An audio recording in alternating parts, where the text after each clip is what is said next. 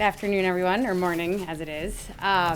So before I turn this over to our esteemed CEA Chairman, Jason Furman, to talk about our 8th annual and final economic report of the President, I thought I'd take a couple minutes and just provide some context. And so Jason and I will talk through the report a little bit. We'll take a few of your questions, and then we will turn it over to Josh to continue with our regularly scheduled programming. So as we've discussed many times in this room, the incoming president campaigned on a very different approach than President Obama. So we don't need to rehash all of that here. But one way to think about this final economic report is as a comprehensive scoreboard of the economic progress over the past 8 years. And so this breezy 594-page report that the chairman is holding is based on facts and data. And it tells the story of the significant progress that we've seen and that can and should be used as a benchmark for future administrations. So Jason will go into all of this in greater detail with some slides to follow, but a quick primer for all of you on how far we've come. First, when the president took office, as you know, we were losing nearly 800,000 jobs per month.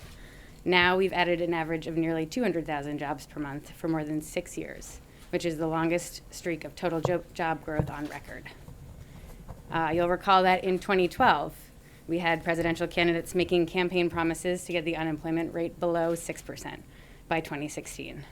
Today, we've far surpassed that, with the unemployment rate cut by more than half to 4.6%.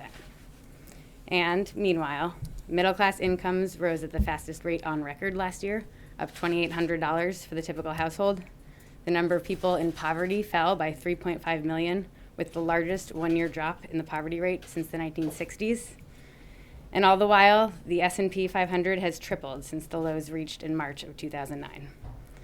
So you've all heard about the president's approach to our economy, which means growing from the middle out, building an economy that works for everyone. You know that this has meant restoring higher tax rates on the wealthy so they pay more of their fair share. It's meant a relentless focus on creating good jobs and raising wages. It's meant taking concrete steps to make college more affordable for every college student and their families. And it's meant a new cop on the beat in the Consumer Financial Protection Bureau, fighting to protect consumers from abuse and putting nearly $12 billion back in consumers' pockets. And so this report shows that that approach is working. Now, I'll remind you that there are a number of policies that the president proposed that would have done even more. And while historically a number of these policies have enjoyed broad bipartisan support, in this Republican-led Congress, they will instead go down in history as missed opportunities. Take, for example, expanding the earned income tax credit for childless workers, which have directly reduced hardship for more than 13 million low-income workers struggling to make ends meet. Passing the Trans-Pacific Partnership would have boosted incomes by $131 billion, not to mention cementing America's leadership in the Asia-Pacific.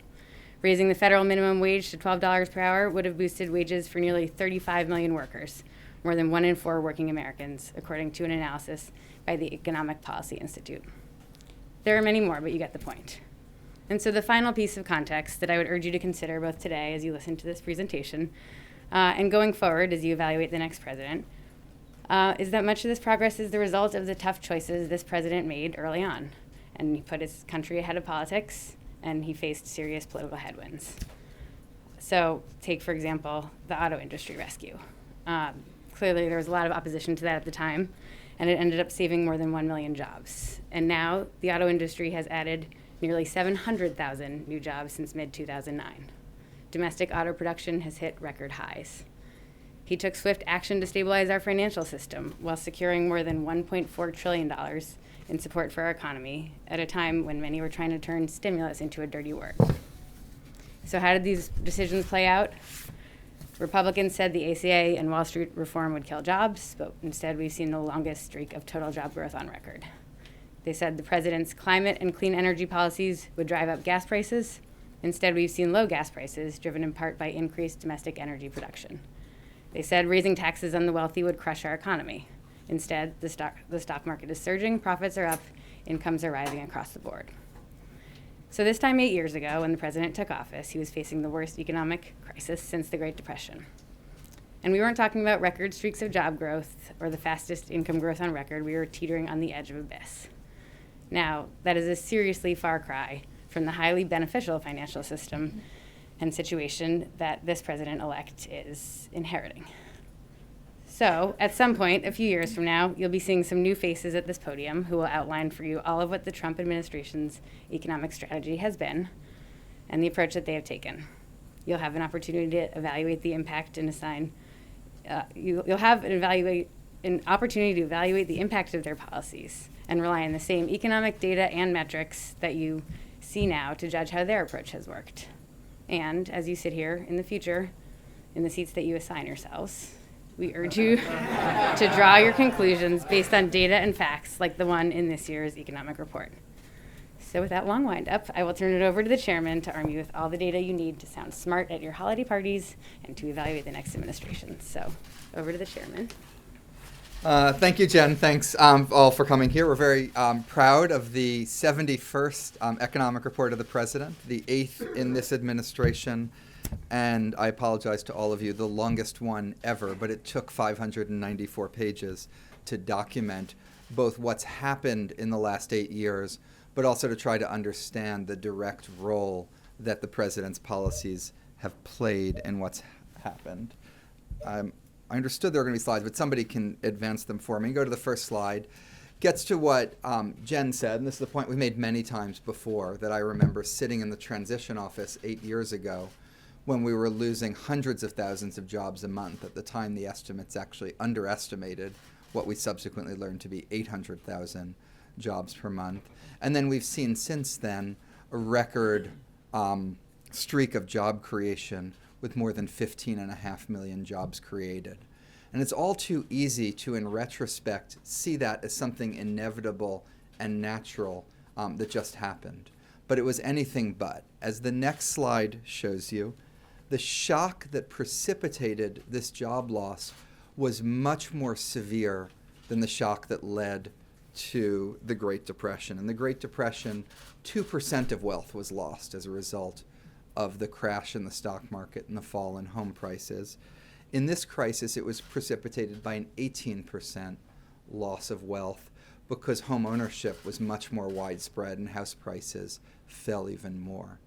Economists have studied financial crises around the world, and they usually end up looking more like the Great Depression, with a prolonged decade of extremely high unemployment, of output not returning to its trend.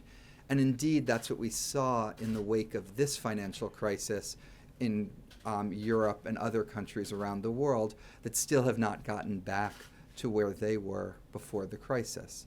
The United States has done much better than that historical benchmark, better than other countries around the world, and that's because of a range of policies, one of which I would highlight on the next slide, which is within a month of taking office on February 17th, 2009, the president signed into law the Recovery Act.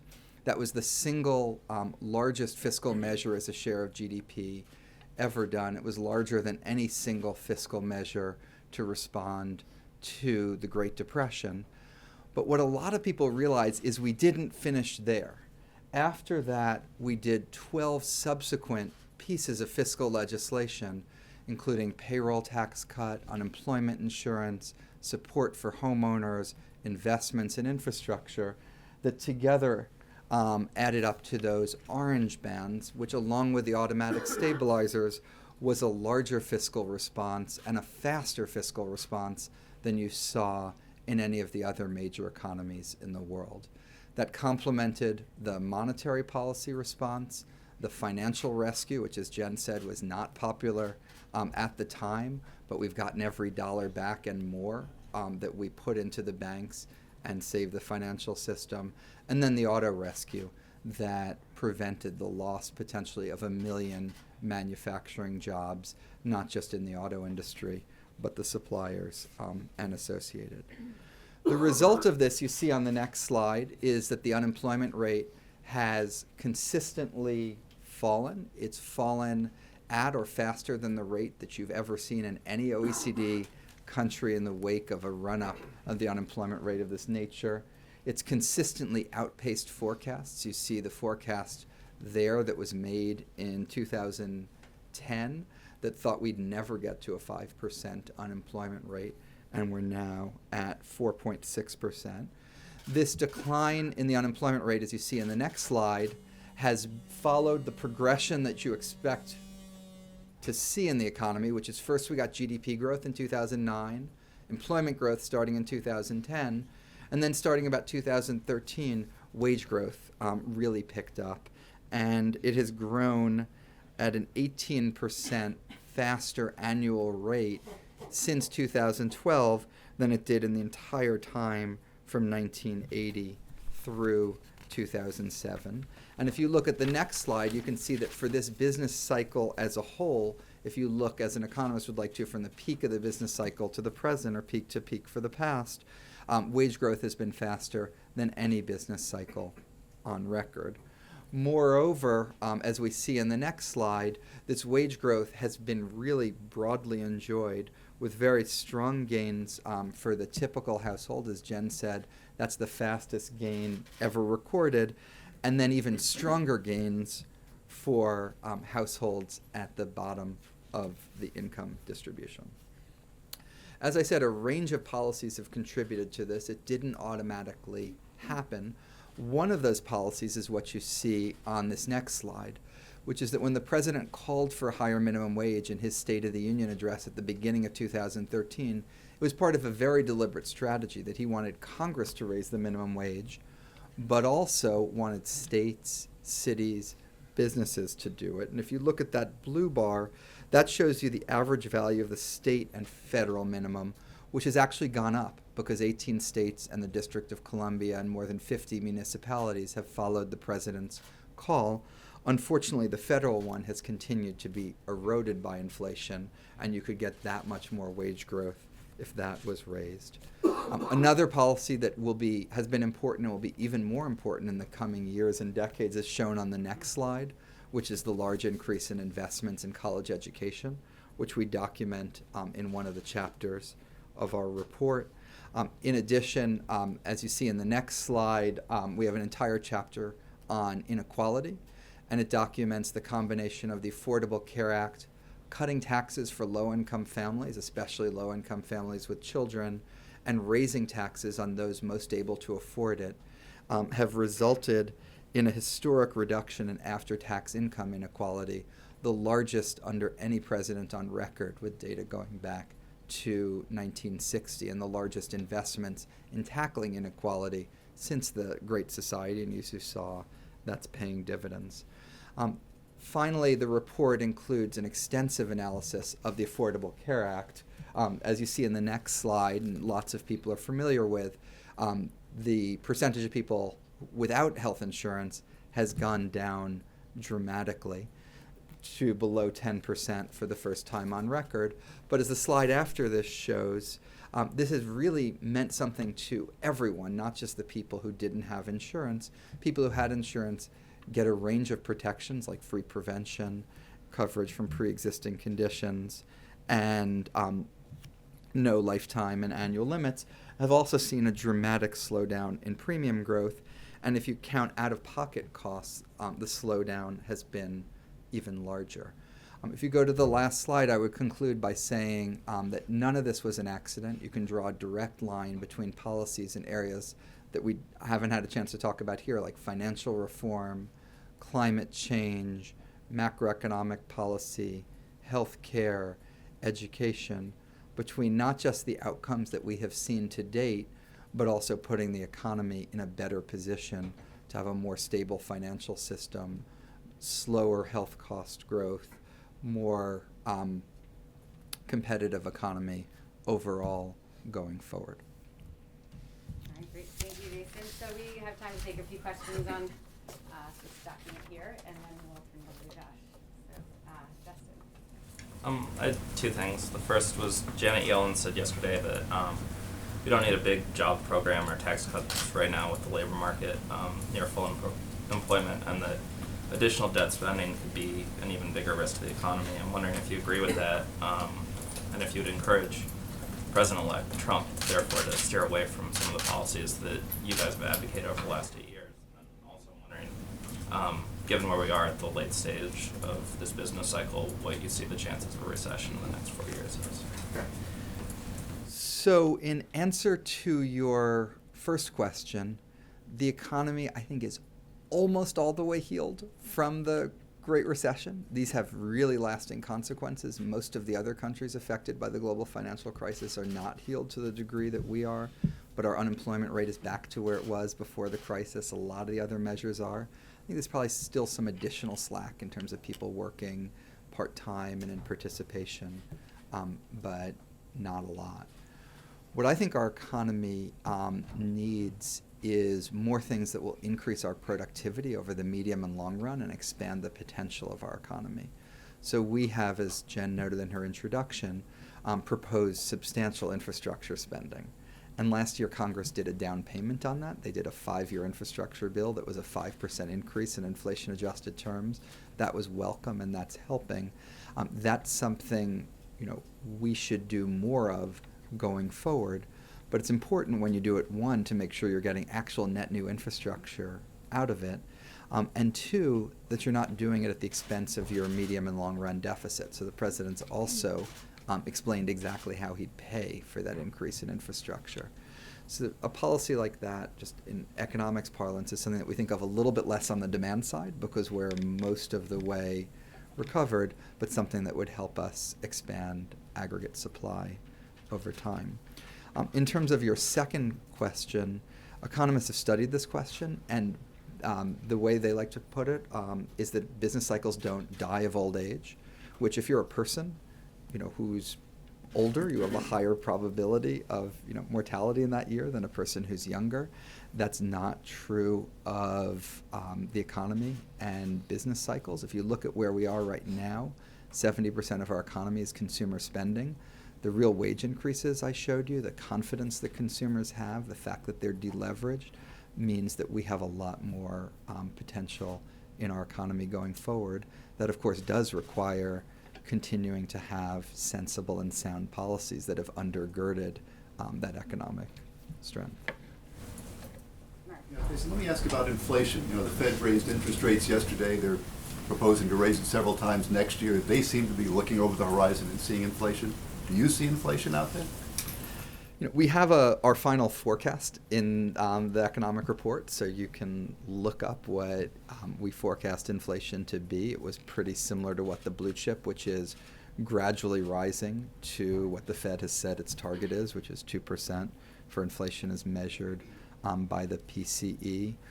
But all the signs we have seen is almost exactly what you'd want to see, which is a process that's been very gradual and consistent with the goals that policymakers have set out. Again, unlike some other parts of the world, which are still worried even about deflation, that's a conversation we haven't had in the United States, and we haven't had for good reason because of the economic policies we've had.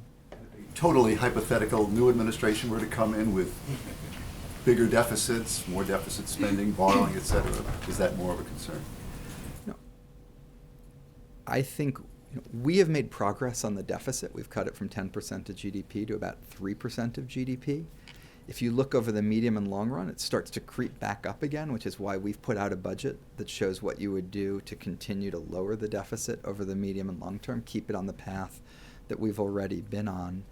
And I think it would be unwise to do something other than that. The economy needs additional investments to help it grow, but those shouldn't be coming at the expense of a large and costly reversing of the progress we've made on getting the deficit down.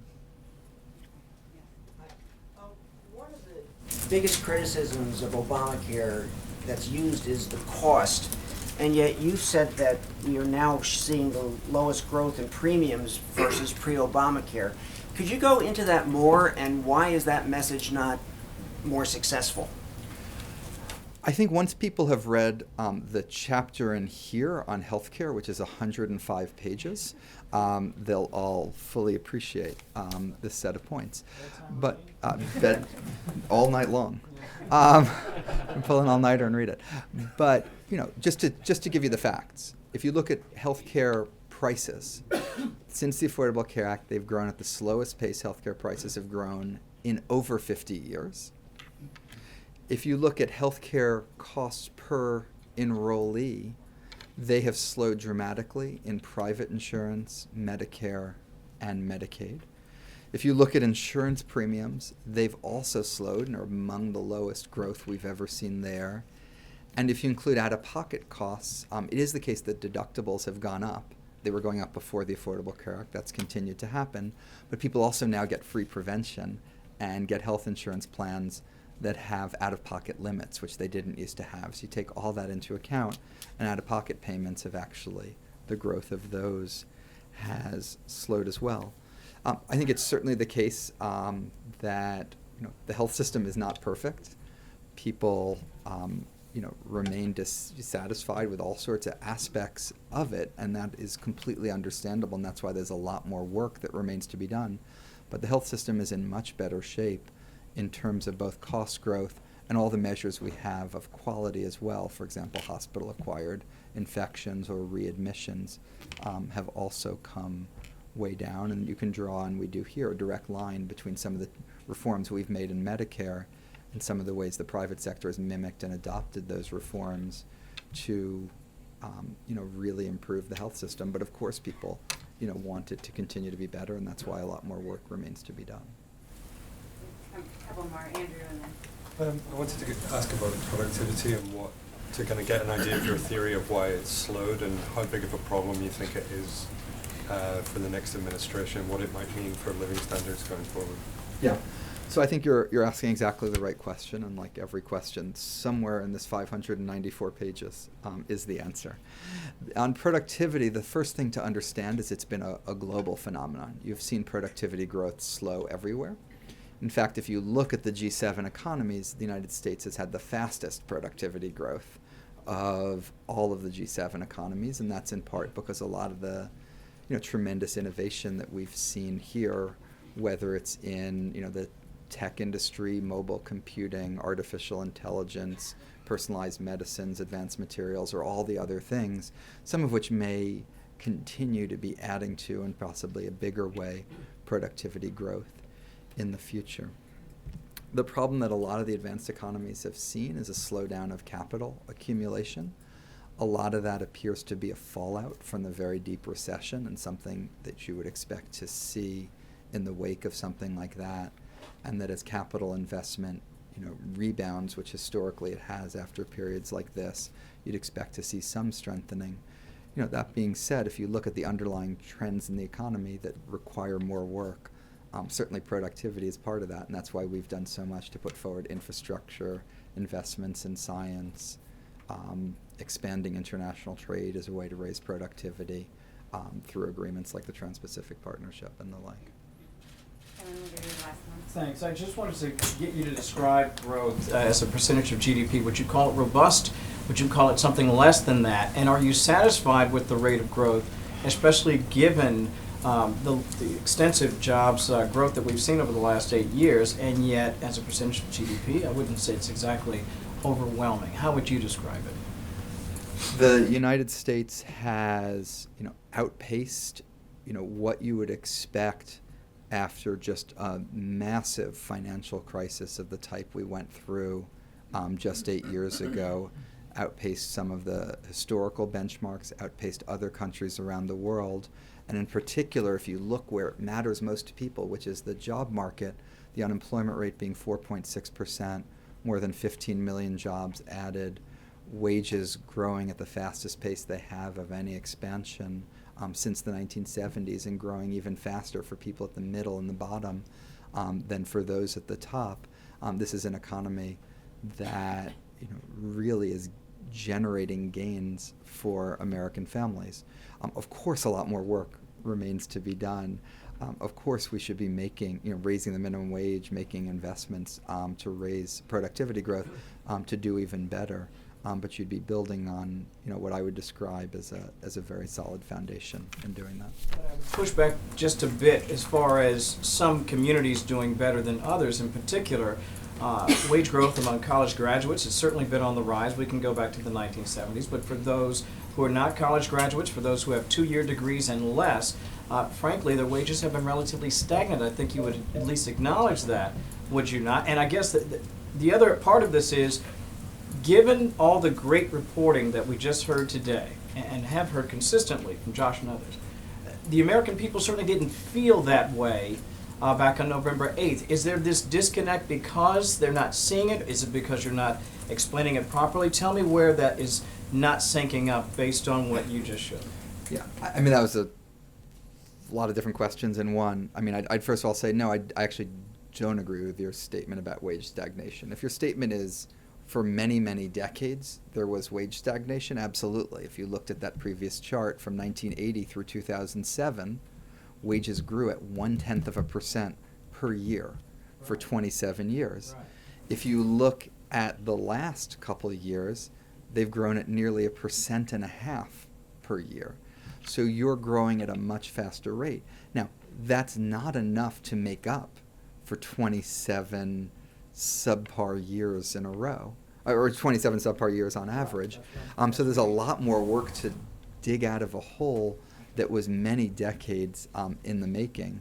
But I think it's indisputable that we're moving very much in the right direction, and that you're seeing larger income gains for households at the 10th percentile or the 50th percentile than you are for households at the 90th percentile. So again, that hasn't made up for several decades of problems, but it's been a quite remarkable reversal. The fastest income gains for the typical household ever recorded. In terms of people feeling it, the data I look at on that is, are consumers confident? Yes.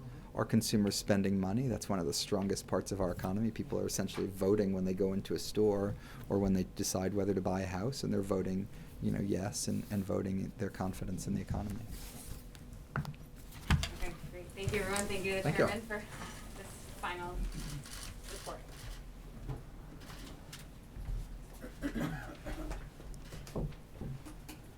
All right. Good afternoon, everybody. Before we get started, obviously I appreciate Jason and Jen offering up the presentation. Today's as you get toward the end of the administration, you have to start acknowledging some departures. And today is a special day in the briefing room, not just because it was Jen's first time behind the podium, but it also is likely the last time that she'll be attending a White House briefing in person, at least this administration. She'll be leaving the administration at the end of the year. Jen, over the course of her service to this president, has taken on a variety of difficult assignments, and I don't just mean being my deputy. She's also served at the Department of Homeland Security, the Department of Health and Human Services, and the Department of Treasury. She took on assignments at each of those agencies that they couldn't find anybody else to do because they didn't have confidence in anybody else's ability to handle it. And so they brought on Jen to take on those challenges. And at each case and in each situation, she performed even better than people assumed that she would. So to borrow some of the economic parlance that we've been hearing, I certainly bullish about the prospects for Jen's career when she leaves the White House. But we all owe her a deep debt of gratitude for her performance and service to the country and to the administration. And as somebody who spent 5 years serving as a deputy White House press secretary, I can't think of anybody who has been more effective and taken on more responsibility in this role than Jen has. So Jen, thank you, and we wish you well as you pursue other opportunities. With that out of the way, Kathleen, do you want to kick us off here? Thanks, Josh, and thanks to Jen for all your hard work. I want to just start with the latest reports on the Russia hacking story. Has the White House been told that Vladimir Putin was personally involved in Russia's attempts to interfere with the election? I do not have an additional intelligence assessment to share from the podium. As we've seen in the last several days, there are officials in the intelligence community who apparently are calling all of you to anonymously share their thoughts and conclusions and opinions. I think what is relevant at this point is to consider the statement that was made back on October 7th. This was the statement that was issued by the intelligence community. It reflected the unanimous opinion and conclusion of all 17 intelligence agencies. And they reported publicly that Russia was engaged in malicious cyber activity to erode public confidence in our democracy. They included another sentence that I believe is worth repeating, so let me just read it here. That statement included in part, "We believe, based on the scope and sensitivity of these efforts, that only Russia's senior-most officials could have authorized these activities." That is a statement from the intelligence community that was made public on October 7th. At the risk of editorializing, when I read that statement for the first time in early October, I didn't think it was particularly subtle. You didn't think it was It was particularly subtle. Oh. So are you confirming that the White House believes that Vladimir Putin was personally? I've seen those reports. I'm not in a position to confirm them. I'd refer you to the intelligence community for their assessment. But their assessment that they reported publicly on October 7th may give you some insight into what they may be thinking. And since you mentioned so many officials being willing to talk to the media, are you worried about leaks on this issue? Well, listen, one of the challenges of any White House press secretary, regardless of which administration they're serving in, is that they have a responsibility of coming out here in the public and answering questions from all of you on camera and on the record. Others are allowed to offer their opinion anonymously. It's a free country, and that's certainly what people are, to some extent, allowed to do. In the past, you've heard me express some concern about that habit. It's particularly concerning in those circumstances when people are sharing information that's classified or sensitive. But this is not a new phenomenon. It's one that previous press secretaries have had to deal with. Certainly something that's come up in the context of my tenure here, and I suspect that future White House press secretaries will encounter the same thing. Okay. And then on a different topic, we're hearing a little bit about how Donald Trump might, and his daughter Ivanka, might have sort of a different arrangement in the White House, that she may move into the East Wing and be something of both sort of a take on some of the First Lady role and also an advisory role. I was wondering if you could talk a little bit about how the President and First Lady drew that line, and to sort of talk about how they arranged their sort of conversations on policy. Look, presidents throughout our history have, in part based on the structure of their family, put together a system that works for them and works for the country. Obviously, when Secretary Clinton, for example, was First Lady, she had a hands-on role in some policy-making efforts here at the White House. Other First Ladies, including Mrs. Obama, have refrained from engaging at that level on a lot of policy-making. But what we have seen from Mrs. Obama is an effort to focus on some priority areas that are near and dear to her heart.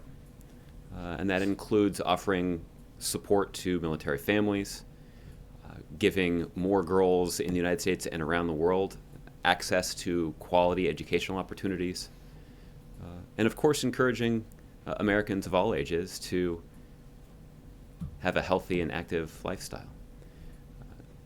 She has pursued those initiatives because of her interest in them personally.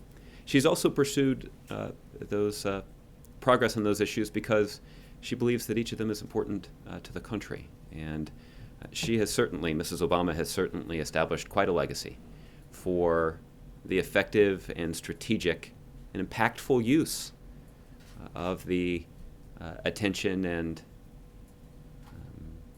limelight that comes with serving as First Lady. And she has directed that to a lot of good use, and certainly wish the Trump family well as they figure out the best way to design a system where they can do the same thing. Okay. Roberta. What kind of government information was compromised, if any, in the Yahoo hack? How concerned is the White House about that very large hack? And how likely are we to see attribution provided by the government about who is responsible for that hack? I can't speak from here to the potential scope of material that could be vulnerable or may have been exfiltrated. What I can say is that the FBI is investigating this matter. There was a previously reported breach that the FBI had previously indicated that they were investigating, and they're investigating this situation as well. So I'll let them speak to what they have found over the course of that investigation thus far. When it comes to attribution, the principle that our investigators and the President's National Security Team have applied is to ensure that it wouldn't undermine the investigation to go public with some information about what we have learned about the investigation. For example, we would want to be sure that before we indicate publicly who we believe or who the intelligence community has concluded is responsible for the breach, we'd want to make sure that revealing that information didn't undermine the ability of investigators to learn more about what had happened.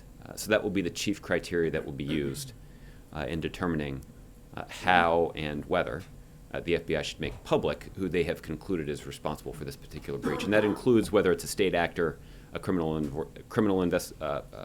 organization, or some other entity. Switching topics, there have been some questions about the deployment of the THAAD anti-missile system, given the impeachment vote in South Korea and, of course, the upcoming change in administration here. I'm wondering if you have any update on whether it will deploy as planned or whether there's been a hold put on it. I'm not aware of any change in plans for the deployment of this anti-ballistic missile battery in South Korea, based on some of the political turmoil that we've seen in the Republic of Korea. Over the last couple of months, as some of this political situation has persisted, I've repeated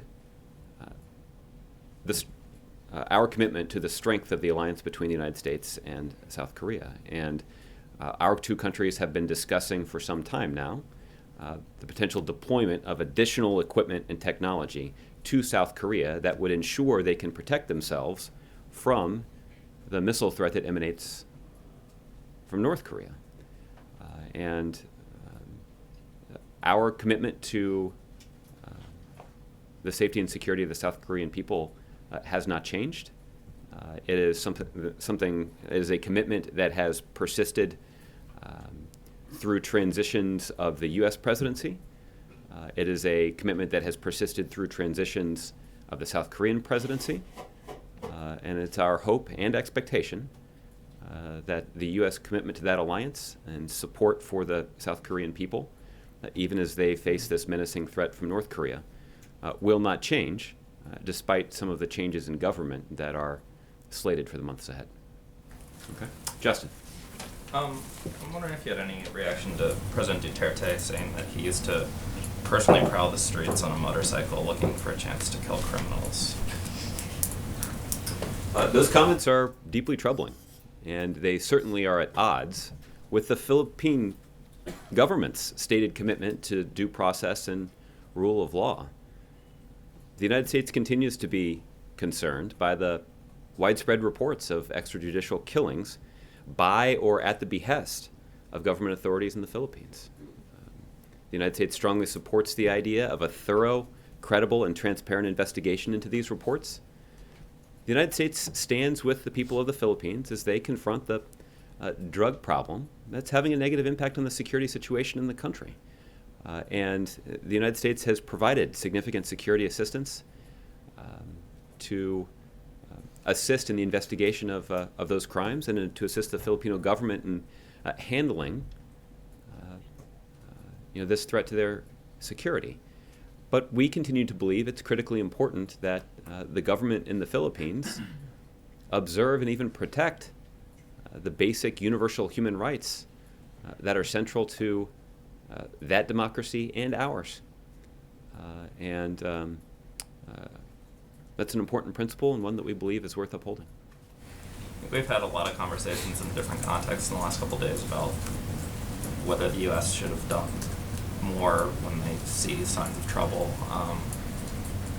Your reaction so far to a range of comments from President Duterte has been sort of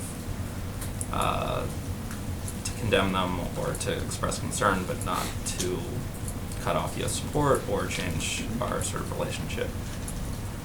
What does he have to say or do to prompt some sort of official reaction from the U.S. beyond just expression of concern. Yeah. Well, Justin, what you've heard me say on a number of occasions now is that we often hear rhetoric from President Duterte or other senior officials in the government of the Philippines vowing to carry out radical changes in their policy of cooperating with or investing in the U.S.-Philippines alliance. In almost every situation, that rhetoric has not been matched by action.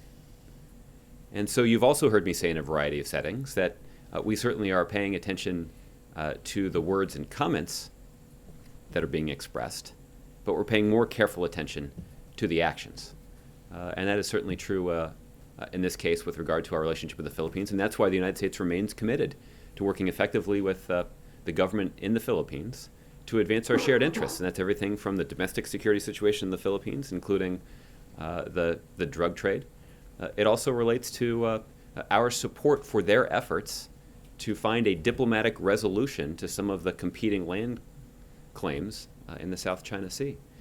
It also relates to some of the economic and cultural ties between the United States and the Philippines that extends back for multiple generations. So this is an important relationship, an important alliance, and one that we believe is worth investing in because it benefits not just the American people, it also benefits the people of the Philippines as well.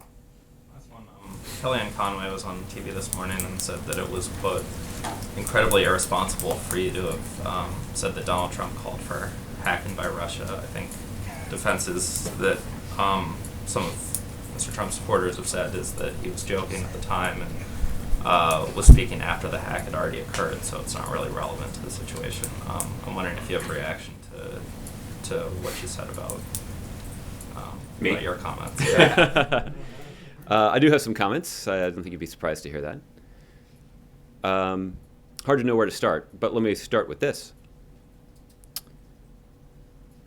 The primary defense, well, first of all, it's just a fact, you all have it on tape, that the Republican nominee for president was encouraging Russia to hack his opponent because he believed that that would help his campaign. That's not a controversial statement. I'm not trying to be argumentative, but I am trying to acknowledge a basic fact. And all of you saw it. This is not in dispute. Now, I recognize that the defense from the Trump campaign is that he was joking. I don't think anybody at the White House thinks it's funny that an adversary of the United States engaged in malicious cyber activity to destabilize our democracy. That's not a joke. Nobody at the White House thought it was a joke. Nobody in the intelligence community thought it was a joke. I'm not aware that any members of Congress in either party that was briefed on this matter multiple times dating back to the summer thought it was a joke. Senator Rubio put out a comment shortly before the election indicating that he took it rather seriously. So I think that's not a particularly persuasive defense that's being mounted by the President-elect's team. I'll say two other things about this. I know that they also object to the idea, something that I said yesterday, that somehow, I made the observation yesterday that Mr. Trump was obviously aware of the fact that Russia was engaged in malicious cyber activity and that malicious cyber activity was having a negative impact on his opponent's campaign and was boosting his. He's not the only person that knew that. That was something that was being widely reported and was evident to anybody who was reading the newspaper. I don't know exactly what source he was using. He could have been relying on news reports. Maybe somebody on Capitol Hill who had been briefed about this matter had informed him or his team about it. It's also possible that he consulted with one of his closest aides, Roger Stone, who back in July 27th to be precise, tweeted, quote, "Of course the Russians hacked at Hillary Clinton's email." So again, I don't know if it was a staff meeting. or he had access to a briefing, or he was just basing his assessment on a large number of published reports. But Mr. Trump obviously knew that Russia was engaged in malicious cyber activity that was helping him and hurting Secretary Clinton's campaign. And again, these are all facts that are not in dispute. This is not a situation where we are launching charges and countercharges, or I'm offering up my opinion and hoping that it will be considered more persuasive than the opinion that's offered up by somebody else. These are just facts. And I know that we've also heard from the President-elect's team that they're concerned that there's some effort to delegitimize his presidency. Well, I think President Obama has made clear,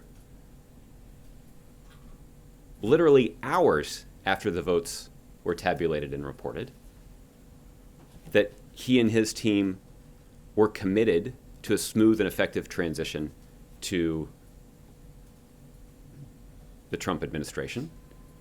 And all of the available evidence about our actions since then indicates how seriously the Obama administration has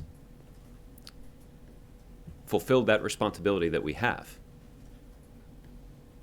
But there are others on the outside who are raising these questions, and apparently that is striking a nerve with the President-elect's team. One way to deal with that is to start answering these questions, and not just relying on a defense suggesting that the rhetoric of the Republican nominee was a joke when nobody thought it was funny. And there's plenty of evidence to indicate he knew exactly what he was talking about. It might be time to not attack the intelligence community, but actually be supportive of a thorough, transparent, rigorous, non-political investigation into what exactly happened, and to cooperate with it and to support it. But they're probably not that interested in advice from me. So, but I don't think I'm I guess I am biased in saying that is advice that I have to offer based on years of experience, and I think it would serve them well to follow it. Okay, Ron. So just to be clear, when this malicious activity was detected, what did the White House do about it? Well, Ron, the Anything? You often say the statement was put out. Mm-hmm. Well, this was a statement that well, first of all, this was thoroughly investigated, and this was included in the New York Times report that appeared a couple days ago that sort of went through in rigorous detail all of the work that was done to investigate these hacks and these breaches. And the FBI, the Department of Homeland Security, a variety of intelligence agencies were all investigating to learn as much as they possibly could. There were extensive briefings that were provided to Capitol Hill dating back to the summer. And there was an effort to learn as much as we could about what had happened. There also was an effort that was undertaken by experts at the Department of Homeland Security to fortify the elections administration's equipment of state and cities and counties all across the country to make sure that they could defend themselves against potential Russian action that would manipulate the vote count or at least interfere with people's ability to cast ballots. That was a significant undertaking. We had to go and work with local jurisdictions in all 50 states. And we also tried to build strong political support on Capitol Hill among Democrats and Republicans to send a clear signal to Democrats and Republicans who are administering the elections that this isn't a partisan effort. And we did encounter some resistance from Republicans to our efforts to do that. Senator McConnell in particular. But beyond the reinforcing of the voting apparatus in various cities. But that's not an insignificant proposition, Yep, because that is central to our democracy, and it is a lot of work because we don't just go to one agency. We have to go to agencies in 50 states in order to get that done. Some agencies that are skeptical and suspicious of the motives of the federal government, but yet we did succeed in that. And what the intelligence agency concluded is that there was no increase in malicious cyber activity on the part of the Russians that did succeed on Election Day in preventing people from voting or preventing those votes from being accurately counted. But did the United States retaliate against Russia for this? The president determined once the intelligence community had reached this assessment that a proportional response was appropriate. But at this point, I don't have anything to say about whether or not that response has been carried out or whether additional responses could be deployed. Right, and that's the question. Is how can it be effective if, in fact, we don't know whether it happened or not? Will the Russians know when it happened and that it happened? Yeah. Well, listen, I'm just not going to be in a position to talk about potential responses, and I know that's frustrating. What I can tell you is that there may be an opportunity in the future where we can talk in more detail about what the response is, has been, or will be. But tell me how the response can be effective if it's not made public. Well, it's a difficult question to answer because the United States retains significant, extensive cyber capabilities that exceed the capabilities that are wielded by any other country in the world.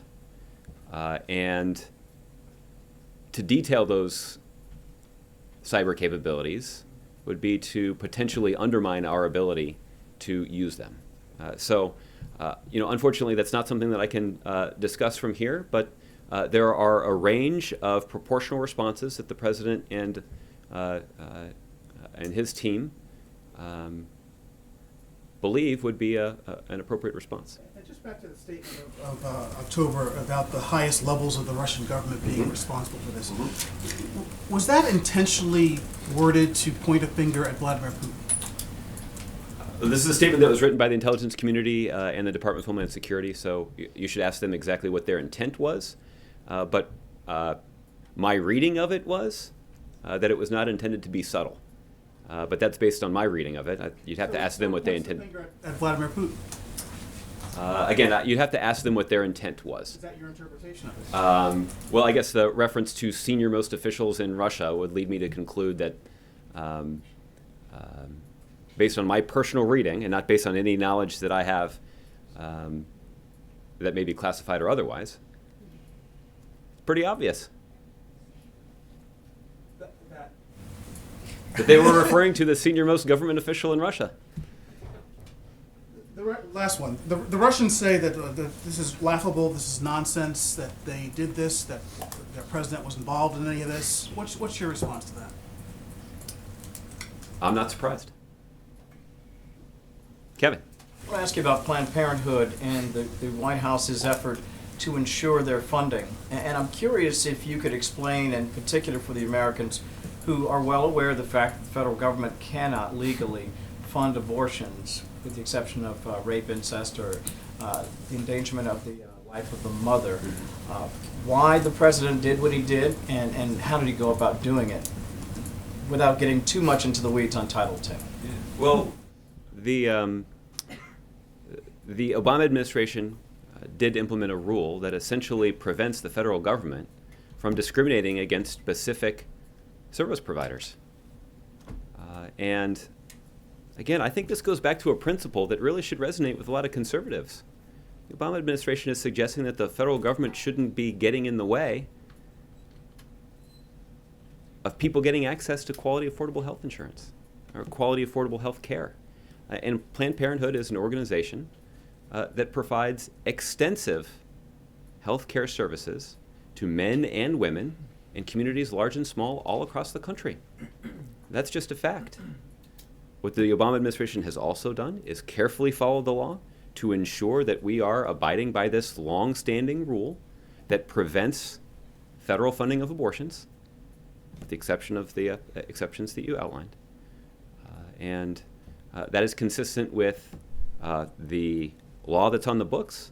It's also consistent with a principle that we have prioritized, which is that getting access to quality health care is not a privilege, it's a right.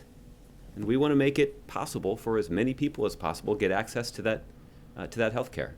And that's the idea behind this rule. But there are those in particular in the states that feel like this is an egregious overreach by the administration, and feel like this should be a state's issue that they can certainly handle without this added layer from the federal government. What would you say to them? I would say to that we're talking about federal funding, what the federal government can do with that federal funding. And so this is actually empowering patients to make their own choices about their health care. And that is a principle that should really resonate with conservatives. And I guess I'll leave it to them to explain why it doesn't. Last, I just want to, it's a little bit far afield, but I was reading an interesting piece that accused the president of being so focused on creating the Iran nuclear deal that he, in effect, took his eye off the ball or was less focused on other issues abroad, in particular the growing threat from Iran and perhaps even Russia. What would you, or rather Russia and China, I should say, what would you say to critics who feel like the president was so dead set on making history and propping up the Iran nuclear deal and pushing it over the finish line that he didn't see, perhaps, or react as quickly to threats from Russia in particular? We could use the cyber threat as just one example of that. Well, I didn't see the argument that was made in the piece that you've referenced, but I think in general what I would say is simply that the successful implementation of the international agreement to prevent Iran from obtaining a nuclear weapon was not just a major national security priority of the United States. It was a major national security priority of some of our closest allies and partners in the region and around the world. Israel was deeply concerned about the prospect of Iran getting their hands on nuclear weapons. Saudi Arabia and other countries in the Gulf were also deeply concerned about this prospect. There were countries in Europe who were within range of some of Iran's ballistic missile capabilities, were deeply concerned about the prospect that Iran could put one of those nuclear weapons on top of one of those ballistic missiles. So preventing Iran from obtaining that nuclear weapon wasn't just a priority of the presidents, it was a priority of the international communities. And I would just point out that when President Obama took office, that was the case. The international community was fractured in terms of trying to design a strategy that would successfully prevent them from getting a nuclear weapon. So President Obama didn't just have to identify the priority, he actually had to organize the international community to go and achieve it. And that's exactly what we've done. And that is... From the focus on Russia and China in particular, we look at some of the things that have happened. Russia running off into Ukraine and whatnot, and China with the South China Sea. Did it at least in part take his focus off those things? Would you reject that notion? I would utterly reject that notion as not being an accurate description of the situation. Okay, last, so when you looked like you were chomping at the bit when I asked Jason about why it didn't seem to resonate. Some of the great numbers that you all have been touting, month after month after month, we talk about job growth, and yet, for some reason, at least among many in the working class, they don't feel that. Did you sense that? And if you did, where was the disconnect? Was it a lack of messaging? Was it a lack of understanding how great things are for them? You tell me. Yeah. Well, listen, I think the reason that I reacted is I'm not sure there's much evidence to indicate that a lot of people supported Mr. Trump because they had more confidence in his economic policies than they did the president's. I would make that connection. Okay. I think I was suggesting that given what we hear here often, what seems to have been missing in terms of, at least in theory, you would say, hey, listen, if the economy's going great, people should really resonate with people, and they should be ready to run up the hill and continue the policies. Right. Unless they were just voting on something else. Right. And I think that's my suggestion. Okay. Is that they had other things that were influencing their decision about who to vote for. And I think that's a testament to the strength of the economy that President Obama has presided over, and I think it's a testament to the strong public support that exists for the economic strategy that we have pursued. And I'm not surprised that there's strong public support for our economic strategy, because the benefits of our economic strategy are obvious and widely felt. Okay? All right. Stephen. Josh, nice to see you. Good to see you. Welcome to your new seat. Thank you very much. Mark Knoller pointed out this morning that Barack Obama has never before now allowed a bill to become law without his signature. So why did he not sign the Iran Sanctions Extensions Act? And were you aware? The National Archives tells us it hasn't happened since December of 1995. It's been a long time. It is, well, let me go through some basics here, and then I'll explain the decision. We've been saying for quite some time that it is not necessary to extend the Iran Sanctions Act because the executive branch, the Obama administration, retains all of the needed executive authority to implement sanctions against Iran. We have the authority to waive those sanctions, which we did in the context of the international agreement to prevent Iran from obtaining a nuclear weapon. We have the ability to implement and ramp up sanctions against Iran for their destabilizing activity in the Middle East, for the development of their missile program, for their support for terrorism, for their lack of respect for basic human rights. And we have used that authority, even since the international agreement to prevent Iran from obtaining a nuclear weapon was implemented. Because of our significant concern about some of those activities, we also have all the executive authority that we need to snap sanctions back into place if Iran violates the international agreement to prevent Iran from obtaining a nuclear weapon. So we retain all of the authorities that we need to carry out this policy. And that is why we have said for more than a year that the extension of the Iran Sanctions Act was unnecessary. Now, at the same time, on the other side,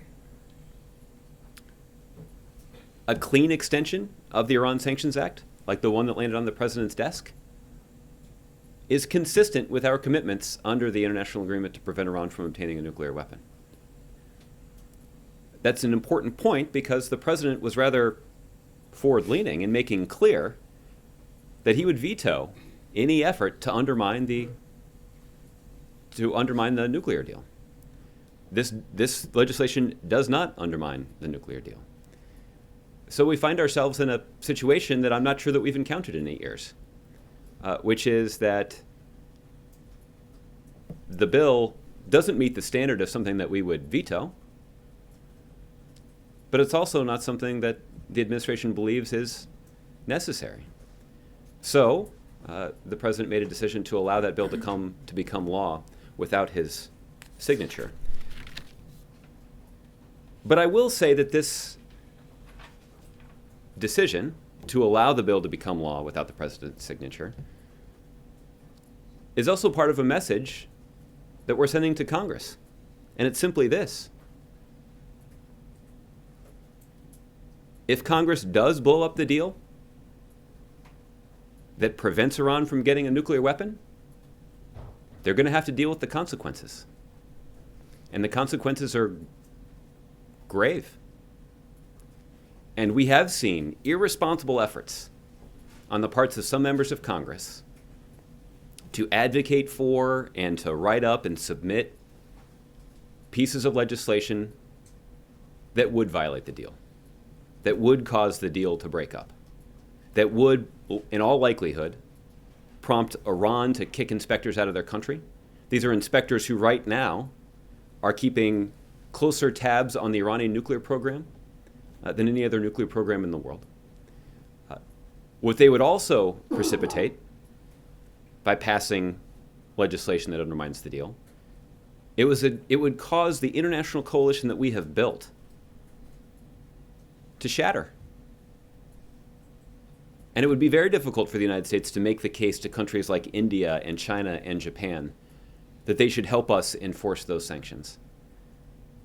We would have a hard time convincing them to help us enforce those sanctions because the reason that the deal blew up is the fault of the United States Congress. So this is President Obama's only in office here for another month. And after that, Congress will have to deal with the consequences if they choose to pursue irresponsible legislation that would blow up the deal. Now, just to be crystal clear about this, the Iran Sanctions Act is consistent with our commitments under the international agreement. And the president did not veto this bill because it does not undermine the deal. But there's been plenty of rhetoric and plenty of legislative work done on legislation that would blow up the deal. And this is a message that if the United States Congress blows up the deal that prevents Iran from obtaining a nuclear weapon, they will have to deal with the grave consequences that ensue. I do have one more question. So thank you for indulging me on the long answer. Tom Wheeler announcing his departure from the FCC the day that President Obama leaves office. Is that the end of net neutrality? What does it mean? Well, listen, President Obama has been pleased by the service of Chairman Wheeler. He runs an independent agency, so we are limited in how much we can say, but the president appointed him to that job because he's somebody who's a good manager and knew those issues well, and certainly shared the president's approach, generally speaking, to dealing with some of these issues. And obviously the next president will have an opportunity to choose someone that shares his view of these issues. And maybe the president-elect was meeting with one of them yesterday when he sat down with tech executives from all over the country. Maybe one of them would be interested in taking this job. We'll see. Okay, Andrew.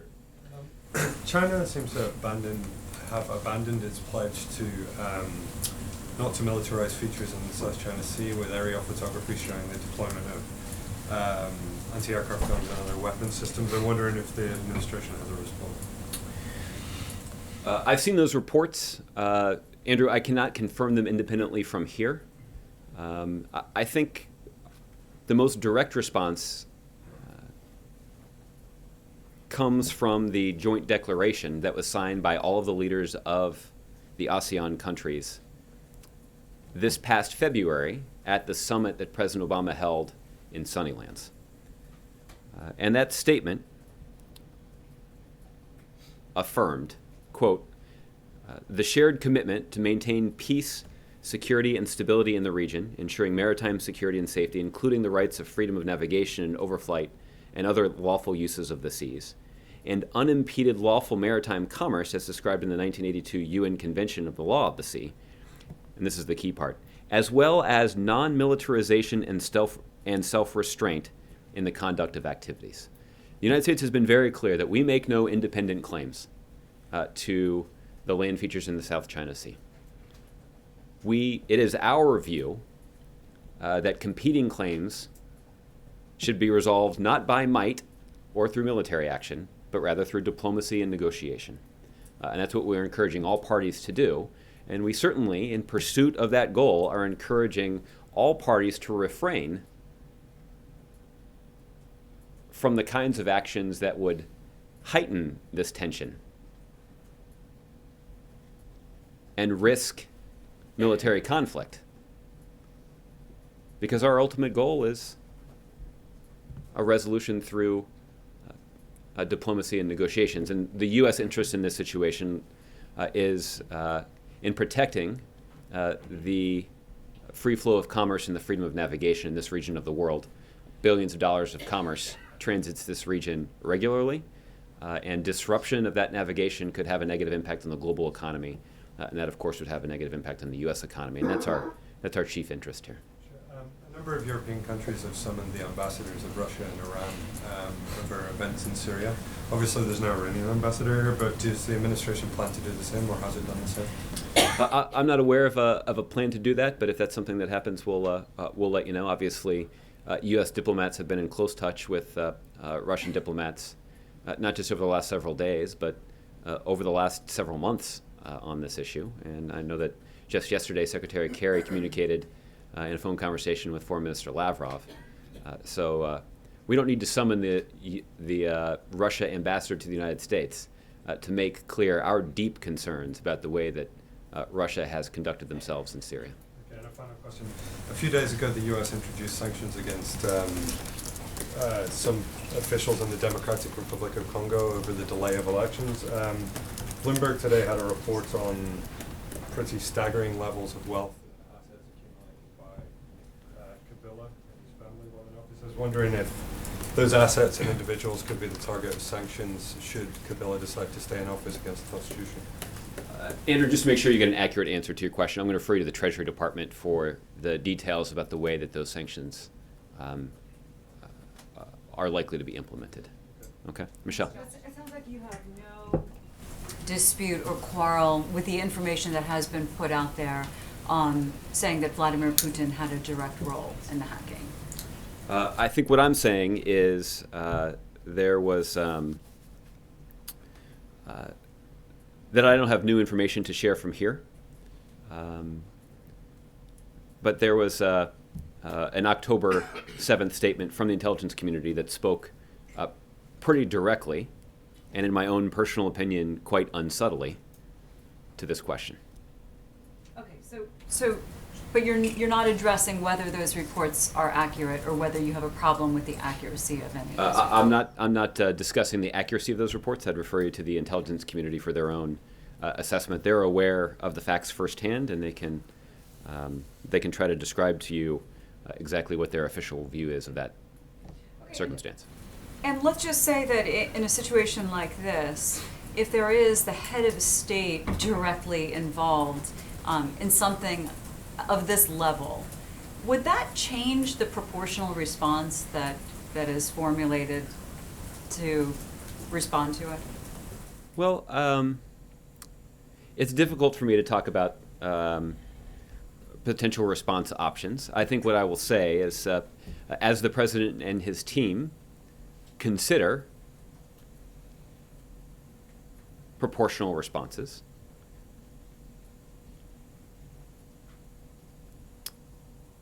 a wide variety of aspects of the situation will be considered. Proportionality includes things like the impact and the sophistication of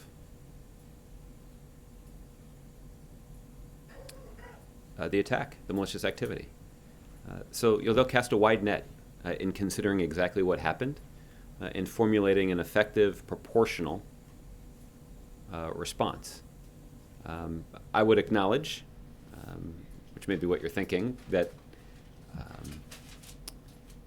that designing a proportional response seems inherently subjective, and I would acknowledge that that's true. But it means the president and the experts on his team using the best knowledge at their disposal and their knowledge of U.S. capabilities to determine what would be appropriate. Does it make it much more serious if the head of a state is involved in something like this than not? Well, again, I think we've known for some time, since even before the election, that senior-most Russian officials were involved. So the U.S. intelligence community recognized from the beginning how serious this was.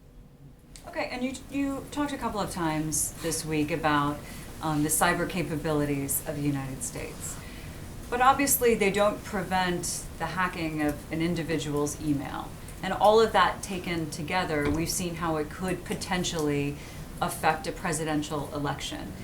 You also tried to convey confidence a number of times leading up to the election and after in the system. But if we see this happen, like I think for many it's hard to believe that we're even talking about this right now.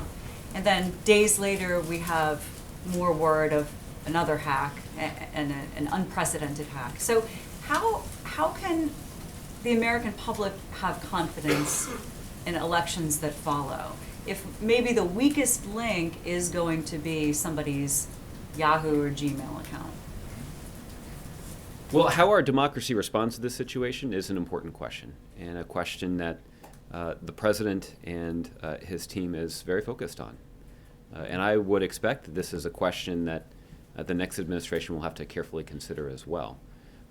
As we stated as the intelligence community, just to be precise, stated back in October, the goal of this Russian effort was to erode public confidence in our democracy. And that's not an effort that can be countered solely in cyberspace. It raises questions about our democracy and about the kind of public debate that we have in this country. It raises questions about how the media handles information that's been the target of a hack and leak operation carried out by an American adversary. It raises questions about how American voters view the news media and view the information that's presented by the news media. All these kinds of questions are raised. The president retains substantial confidence in the durability of our democracy and in our system of government and in the ability of news organizations like yours to respond to this challenge. But these are the kinds of questions that have to be asked. I mean, part of the debate and kind of the harsh reactions leading up to the election surrounded over the statement that the election was going to be rigged. It was said in a much different context. But now that we're seeing this, does it seem to you like this election was rigged, except it was rigged by Russia? Well, again, I feel the need to restate something I've said before, so just bear with me on this, which is that there was reason to be concerned on the part of the intelligence communities about Russia potentially attacking the election infrastructure of the country in cyberspace. And that is why a focal point of our efforts through the summer and fall was to mobilize substantial federal resources and to work to build political support for a federal government effort to help cities, counties, and states defend their elections infrastructure from Russia hacking. And the good news is that the intelligence community has reported that they did not observe an increase in Russian malicious cyber activity on election day that interfered with the ability of anybody to cast a ballot or any election official to count it accurately. So that is good news. That didn't happen by accident. That was not a foregone conclusion back in early October. That was not a foregone conclusion in early November. Well, we're seeing that may not matter, and maybe the definition of rigged kind of depends on how you're looking at it. Well, again, it would matter had the Russians hacked it. So I think, the reason I just keep going back to this is because it's important to, and this sort of goes to Ron's question earlier about sort of what did the White House and the government do. This was an effort that took place behind the scenes, and it had to, I think, for obvious reasons. But we shouldn't underestimate the outcome of that effort. But you're asking a somewhat different question that's just as legitimate, which is,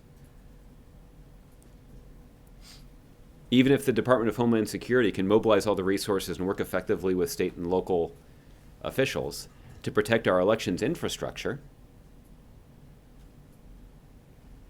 isn't there still a vulnerability that exists when it comes to the way that the 300 million people who live in this country consume information?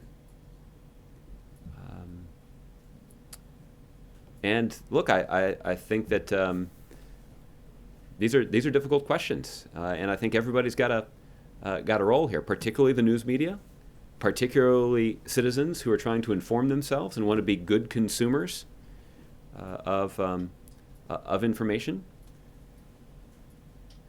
But news organizations have had to adapt to a changing news media environment driven by technology for more than a decade now.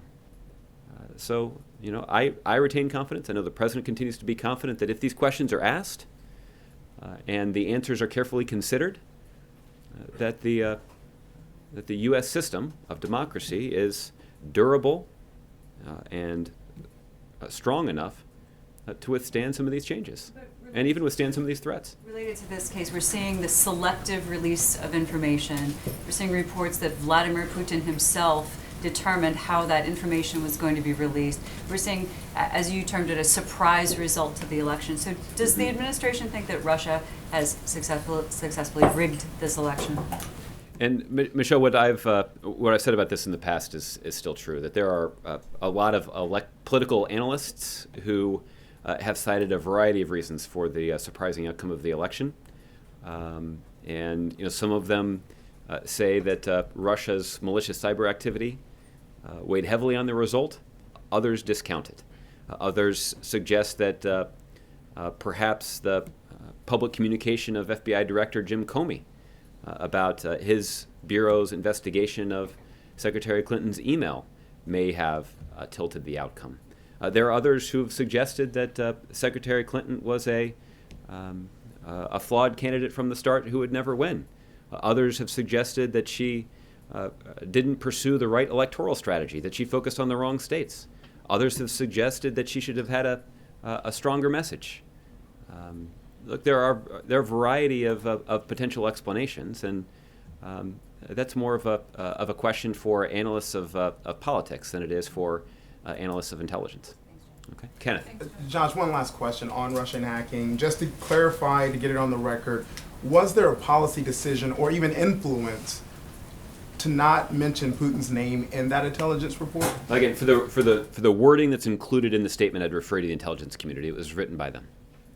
Also, I wanted to ask about a tweet that President-elect Donald Trump sent this morning, which was, if Russia or any entity was hacking, why did the White House wait so long to act, and why did they only complain after Hillary Clinton? I know you addressed that with Ron's question, but with that criticism from a tweet, from Conway's criticism of you, is this smooth transition? Is it seeing a bump in the road here? And what's your comment about or reaction to that tweet from President-elect Donald Trump?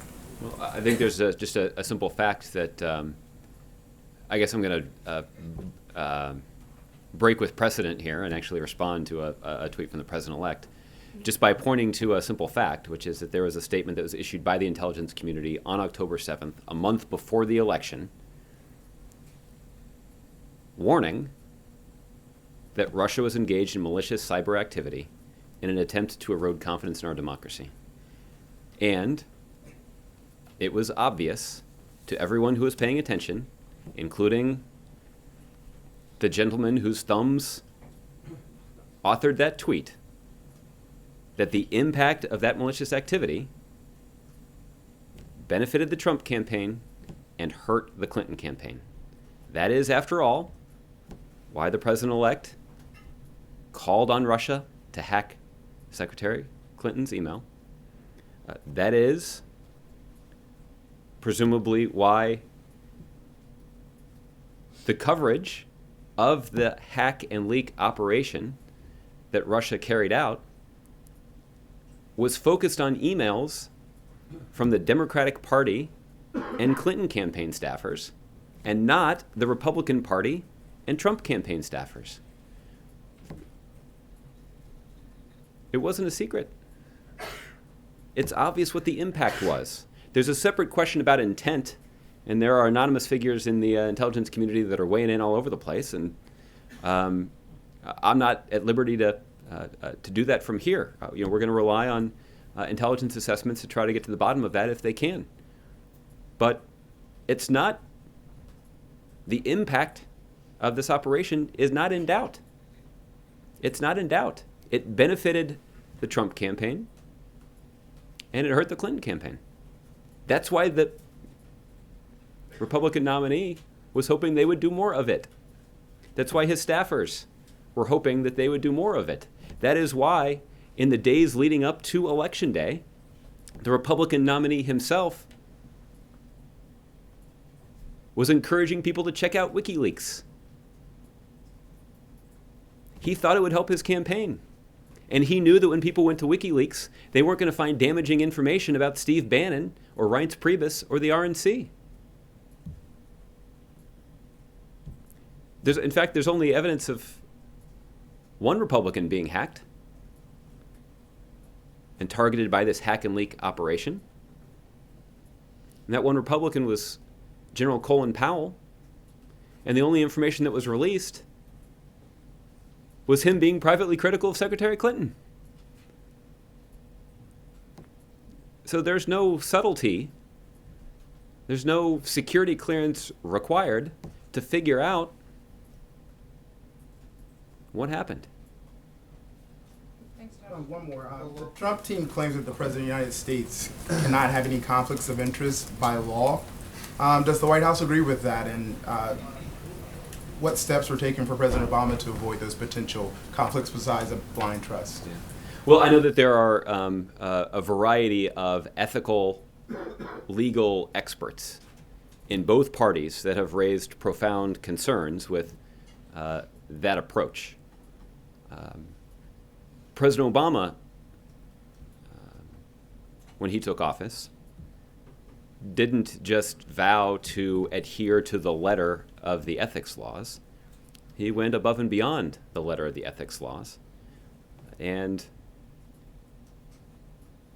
actually converted all of his financial holdings to treasury bonds. And as I've pointed out earlier, that was a rather poor personal financial management decision because the Fed was aggressively slashing interest rates. So President Obama lost a lot of money. But it was worth it because freeing himself of even the appearance of a personal financial conflict of interest was in the best interest of the country. And the president has talked about how proud he is that his administration has not been buffeted by the kinds of personal ethical scandals that have plagued other administrations, particularly at the end of a second term. And the president attributes part of that to the example that he set from the top about maintaining an extraordinarily high ethical standard, one that it far exceeds even the letter and spirit of the law. And that is an example that we've all tried to follow.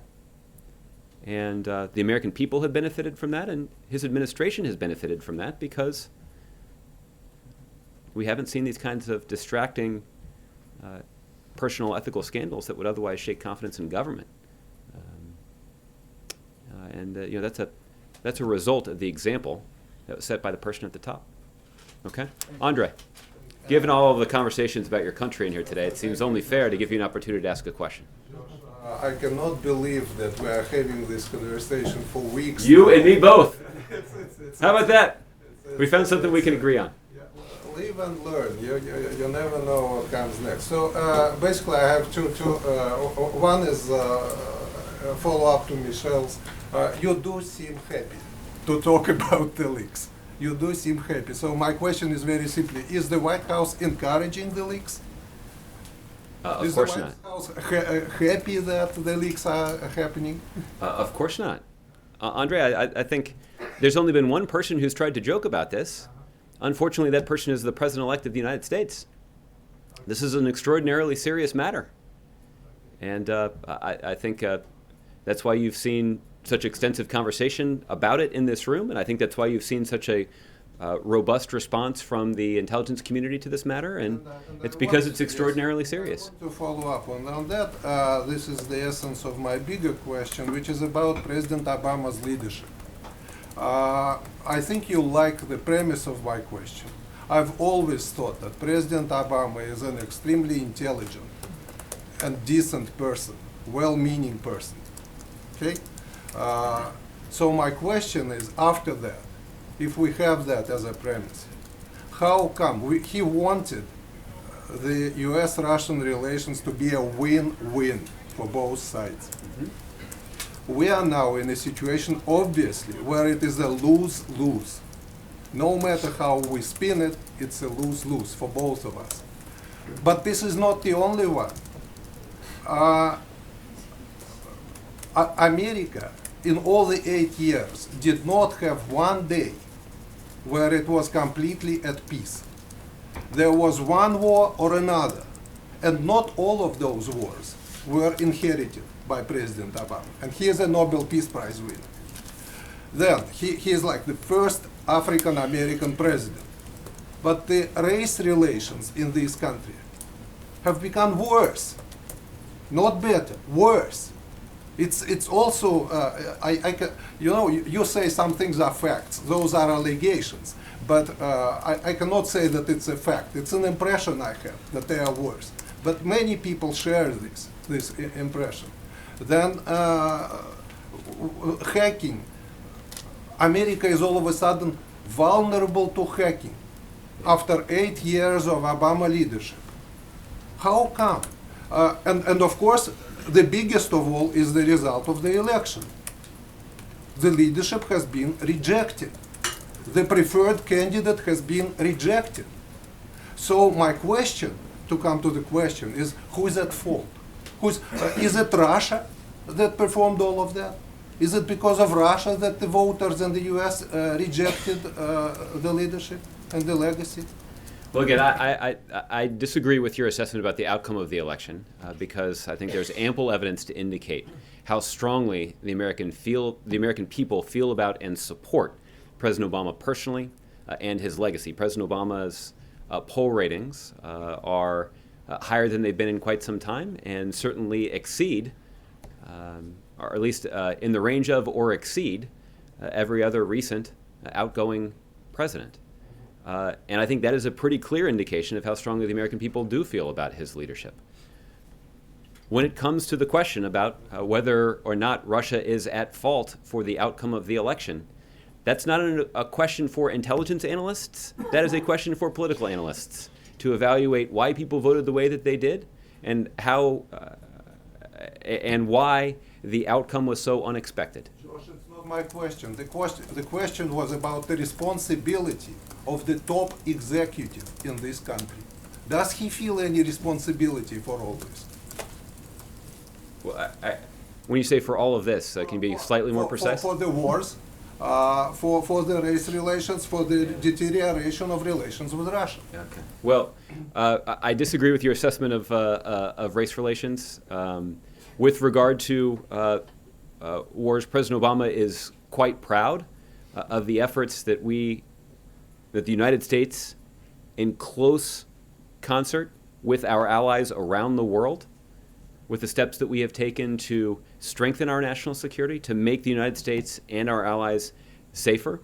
The United States has actually been effective and forceful in taking on ISIL. It's actually Russia, who's only had one operational gain on the ground inside of Syria against ISIL, that has had that gain rolled back. And in fact, the threat that is posed by ISIL is now worse because of Russia's failed strategy inside of Syria.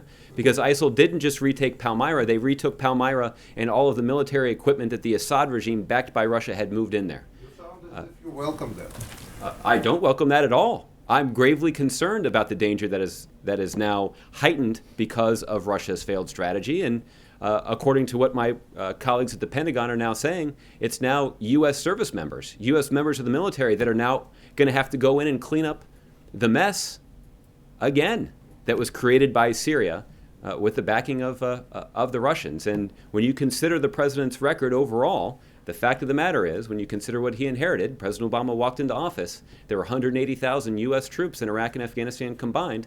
Today, America is safer, and there are only about 15,000 U.S. service members in those two countries. And that represents substantial progress in enhancing our national security, but also moving America off a permanent war footing. And that's why we have the results of the election. Okay.